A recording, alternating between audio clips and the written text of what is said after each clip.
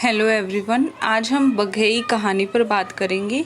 सबसे पहले समझ लेते हैं कि जो बघेई होता है उसका मतलब क्या होता है।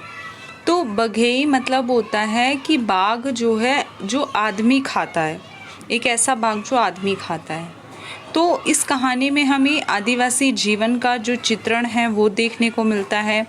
आदिवासी समाज किस प्रकार आर्थिक तंगी का सामना करता है वो हमें देखने को मिलता है। फिर भी उसमें जो है वो उसे संतोष करने की कोशिश करता है। वो किसी प्रकार से हाबड़ ताबड़ नहीं मचाता है, ठीक है। जितना उसके पास है वो उसमें भी खुश रहना सीखता है। इस प्रकार की जीवन शैली हमें देखने को मिलती है। आदिवासियों में कितना ज़्यादा अंधविश्वास है, ये हमें वहाँ की जो ब्राह्मणी देवी हैं, यानी आदिवासियों की जो कुल देवी हैं ब्राह्मणी देवी, उनकी पूजा पाठ, उनके अर्चना और उसमें हमें देखने को मिलता है कि कहीं ना कहीं आदिवासियों में जो है वो अंधविश्वास भरा पड़ा है। लेकिन अंधविश्वास भर जो लेखक है वो क्यों दिखा रहा है कि मतलब इसके माध्यम से वो ये दिखाना चाहता है ताकि जो पाठक वर्ग है वो ये समझे कि इसके पीछे का जो मेन रीज़न है वो अशिक्षा है। अशिक्षा की वजह से वो जो है अब ये अंधविश्वास में भरे पड़े हैं, उसके लिए सिस्टम जिम्मेदार है, ठीक है। वहीं पे उनके सामाजिक जीवन के बारे में भी बात की जाती है और ये सब हमें इस कहानी में देखने को मिलता है। ऐसी कोई ऐसी स्टोरी नहीं है कि मतलब आगे से लेकर पीछे तक ऐसे ख़त्म होती, नहीं। सिंपली जो है उड़ीसा में पाए जाने वाले जो आदिवासी समाज है उसका वर्णन बेसिकली इसमें किया गया है, ठीक है। और जो बाघ है वो एक प्रतीक के रूप में आया है। जो हम जब डिस्कशन करेंगे तब मैं आपको बताऊंगी कि किस प्रकार बाघ है जो प्रतीक रूप में आया है। बघेई शीर्षक कहानी में आदिवासी जनजीवन का मार्मिक चित्रण है। आदिवासी जीवन के अनेक चित्र इस कहानी में उभरते हैं। सहज विश्वास हो या स्वाभिमान, अंधविश्वास हो या अशिक्षा, डर हो या सौहार्द, सब कुछ कलात्मक ढंग से अभिव्यंजित है। यानी आदिवासी जो जनजीवन है उसका बहुत ही मार्मिक चित्रण इसमें हुआ है।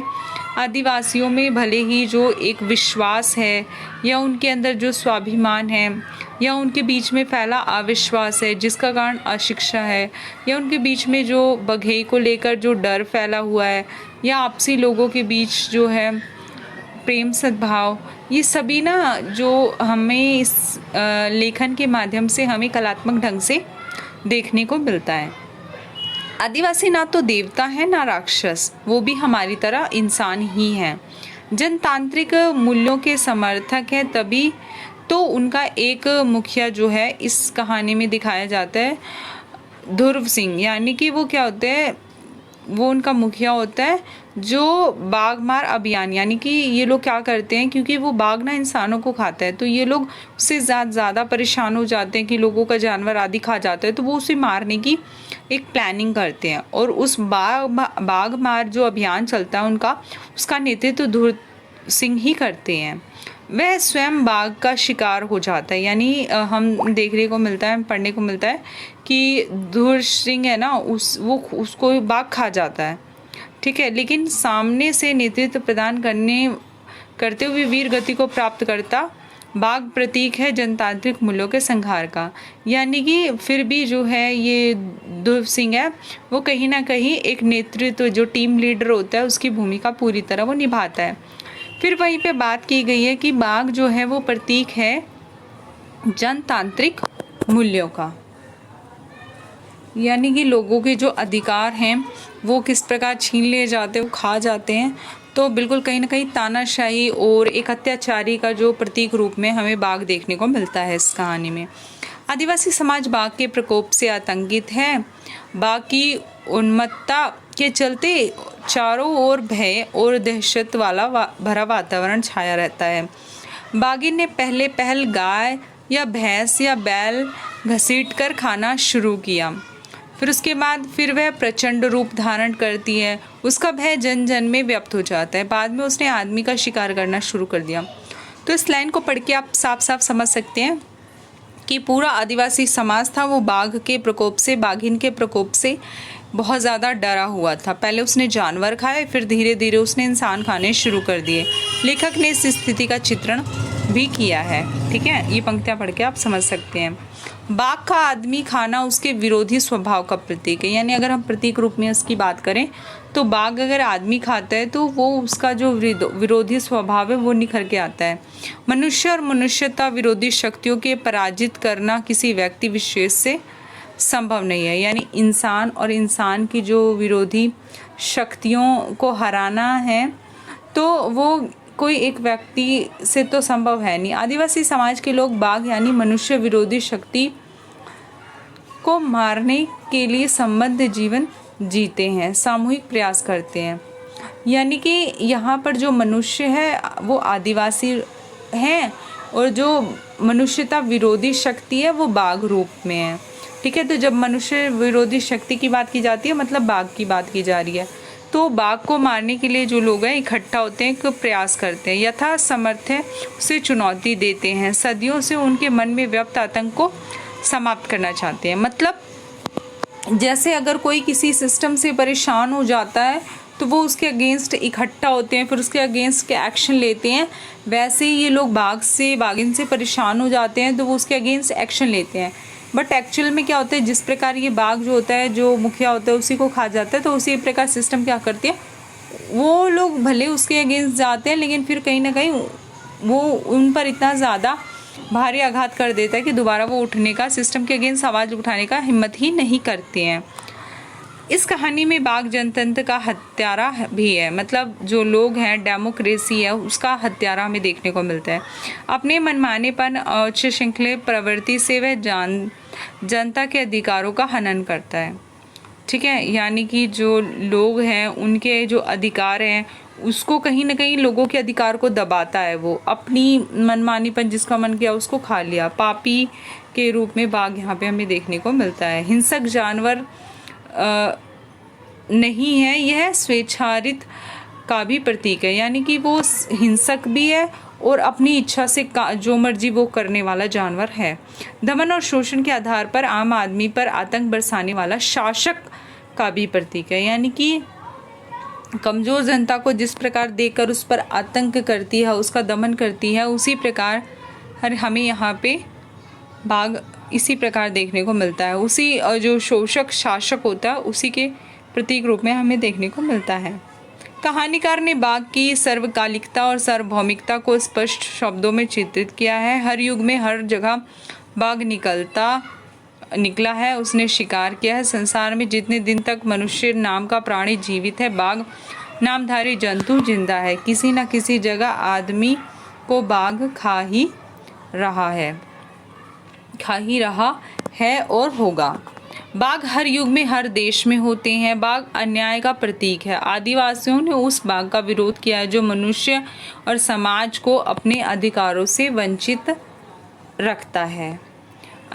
और उसके बाद फिर यहाँ पे हम देखते हैं कि इस कहानी में जब हम देखते हैं कि ब्रह्म देवी जो हैं उनकी पूजा, इन लोगों की जो कुल देवी है उनकी पूजा करने के बाद बाघ को मारने की प्लानिंग जिस तरह ये लोग करते हैं, तो ब्रह्म देवी की पूजा के दिन गांव का मुखिया और पुजारी व्रत रखते हैं। किसी भी बड़े काम जैसे बाघ मारने का अभियान करने से पहले यह प्रथा चालू थी।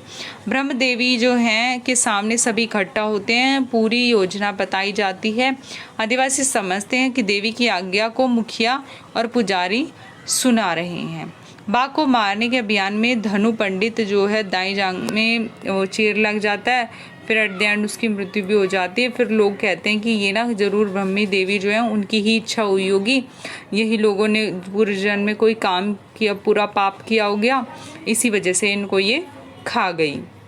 ठीक है, हमें इस कहानी में देखने को मिलता है कि जैसे अपने आप को ही आदिवासी बिच्छू का डंक मरवा लेते हैं या जीभ को लोहे के कांटे से छेद जाने की यात्रा करते हैं, या फिर गाने बजाने धूमधाम से पूरा अंचल गूंजता रहता है, या फिर लोग जब धर्म कर्म करते हैं, मतलब कोयले पर चलते हैं, आग पर चलने की यात्रा, ठीक है, पेट के बल घुटने के बल लेट कर घिसट कर जो मंदिरों की ये परिक्रमा वगैरह करते हैं, तो कहीं ना कहीं ये जो है वो हमें प्रतीक रूप में मतलब अंधविश्वास ही देखने को मिलता है। और क्या बोलते हैं, देवियाँ उनको लगता है कि इससे क्या है, देवियाँ खुश रहती हैं और डर से बाघ, और इस प्रकार वो देवी को खुश करके बाघ को डराकर भगा देंगे। अगर हम उनके जीवन की बात करें जो आदिवासी हैं, तो हमें देखने को मिलता है कि वो बहुत ज़्यादा परिश्रमी होते हैं, लेकिन फिर भी क्या होता है, वो आर्थिक तंगी से जूझ रहे होते हैं। मतलब उनके पास ना परिवार का पेट भरने के लिए भी प्रॉपर सब कुछ नहीं होता, ऊपर से उन पे साहूकार, महाजन, पुलिस अधिकारी आदि खूब उनका शोषण करते हैं। लेकिन जहाँ तक हो सके वे सहा बनकर झेलते रहते हैं, मतलब सब कुछ सहते रहते हैं। कष्ट सहिष्णुता का उत्कृष्ट उदाहरण बनकर वे दूसरों के हित का अधिक ध्यान रखते हैं। अपने को संकट में डालकर भी दूसरों का कुछ भला हो जाए तो उसके लिए वे पीछे नहीं हटते हैं। ठीक है। और बघेई में आदिवासी जो हैं उस पर बात की गई है कि आदिवासी जल, जंगल और ज़मीन, ये तीन जो हैं इनके लिए सबसे ऊपर है। इन्हें वे अपना जीवन मानते हैं। उनके सपने इन्हीं तीन तत्वों के इर्द गिर्द घूमते रहते हैं। ठीक है। और इस कहानी में हम जब पढ़ेंगे तो हमें देखने को मिलता है कि पानी की समस्या से पीड़ित आदिवासियों का मुखिया कहता है, हमारी इस नदी पर अगर एक बांध बन जाता तो ढेर खेतों की सिंचाई हो जाती। बड़े बड़े तालाब, पोखर खुदवा लेने से उसमें पानी रहता है। गर्मियों में पानी तक को पानी नहीं, वो मतलब गर्मियों में पीने तक को पानी नहीं मिलता। और जो धान का चावल उगाने के लिए जो धान, उसको बहुत ज़्यादा पानी की आवश्यकता पड़ती है। और हर दिन 3 रुपये कर्ज में मिल जाते तो कितना उपकार होता। क्या करें कि थोड़ी अच्छी फसल हो, थोड़ा अच्छा खाने को मिले, यह बात कौन समझता है। और हमारे किस दादा परदादा कोई महान योद्धा था, वह सब जानकर क्या हमारा पेट भरेगा। उपयुक्त कथन से आदिवासी की जो आर्थिक स्थिति है उसका अंदाजा तो मिलता ही है, साथ ही उसके सपनों का संबंध नित्य प्रति की आवश्यकता से है, इसका भी आभास मिलता है। पुनः शासन की ओर से, सरकार की ओर से उसकी प्रयोजनीय वस्तुओं की ओर से नज़र जो है अंदाज किए रहने की स्थिति का भी संकेत हमें यहाँ पे देखने को मिलता है। तो यहाँ पे आप देखोगे कि जो होते हैं आदिवासी जो लोग होते हैं वो कहीं ना कहीं दिखाया गया है कि कछुए के समान होते हैं, है ना। जैसे धुनी जो पंडित होते हैं वो कहते हैं कि एक वक्तव्य में वो कहते हैं, कछुआ माटी के साथ रहता है, माटी को बनाता है, खाता है, खोदता है, मर जाने पर मिट्टी की शक्ति बढ़ाता है, मिट्टी में ही मिल जाता है। बिल्कुल आदिवासी भी वैसे ही होते हैं, है ना, जो प्रकृति के साथ जीते हैं, प्रकृति का में ही अपना भरण पोषण करते हैं और फिर एट द एंड प्रकृति में ही मर जाते हैं, है ना। वो वातावरण को नुकसान नहीं पहुंचाते हैं। ठीक है। तो यही बातें इस कहानी में बताई गई हैं। इससे इम्पॉर्टेंट और कुछ नहीं है, यही बहुत बहुत बहुत ज़्यादा इम्पॉर्टेंट है। 3-4 चीज़ों का ध्यान रखना है। पहले स्टोरी को समझना है कि बेसिकली कोई बहुत ऐसी कोई घटना वाली कोई स्टोरी नहीं है, सिंपली जो है वहाँ के आदिवासियों के जीवन के बारे में बताया गया है कि किस प्रकार उनमें अंधविश्वास है, किस प्रकार भगाया गया है कि वो आर्थिक रूप से भी बहुत ज़्यादा तंगी का सामना करना पड़ता है उनको। ठीक है। और ये जो महाजन वगैरह होते हैं वो उनका शोषण भी करते हैं, साहूकार शोषण करते हैं। वहीं पे बाघ के बारे में बताया गया, ब्राह्मणी जो देवी है उनकी कुल देवी है, और उसकी अर्चना पूजा करने के बाद वो बाघ को मारने का बाघ मार अभियान करते हैं, जिसमें जो उनका लीडर होता है उसकी मृत्यु हो जाती है। और उस पर वो कहते हैं कि ज़रूर ईश्वर की यही इच्छा रही होगी, इसलिए ऐसा हुआ है। ठीक है। तो ये पूरी ओवरऑल, और वहीं पे प्रतीक जो बाघ है वो एक प्रतीक रूप में आया हुआ है, और एक ऐसा शोषक जो अत्याचार करता है जनता पर, ऐसे शासक के रूप में बाघ आया है। ये सारी चीज़ें इस कहानी में देखने को मिलती है। इस प्रकार बघेई जो कहानी है ख़त्म हो जाती है। इससे एक्स्ट्रा और कुछ नहीं आएगा। ऑल द बेस्ट, एग्ज़ाम में अच्छा प्रिपेयर करना।